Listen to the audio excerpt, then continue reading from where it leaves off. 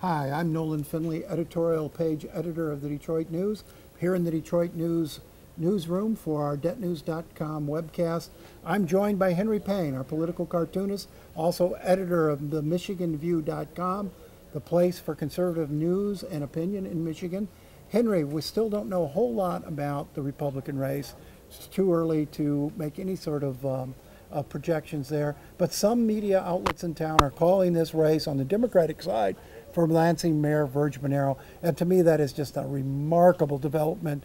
This guy came basically out of nowhere to beat a much better known candidate and a guy you would have thought could have walked into victory in this race, Andy Dillon, the House Speaker. That's true. Andy Dillon, Speaker of the House, very high profile in Lansing for a number of years now as Jennifer Granholm's right hand.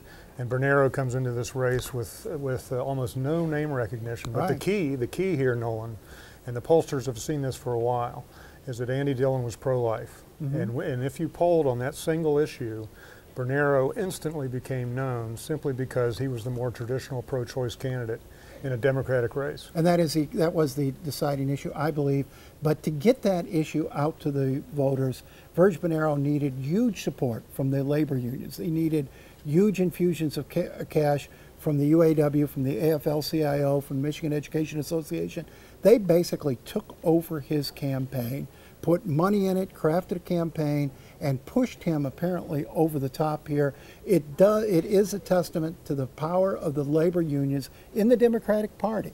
Now, whether that's a benefit in the general election or not, I think that's a question. They managed to get their primary win, but did they nominate the most electable candidate for governor? That's true, and a lot of Democrats were hoping for Andy Dillon for that reason. That's right. Because he was not Jennifer Granholm.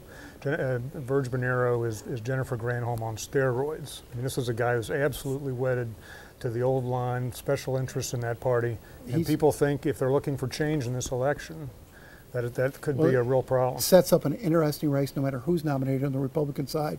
You got the old way of thinking in Michigan versus a new strategy, a new direction. But anyway, that's the Democratic side. Some media outlets, again, calling it for Lansing Mayor Verge Bonero.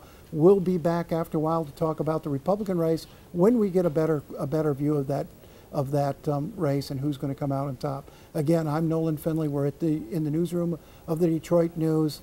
We'll be back in a little bit.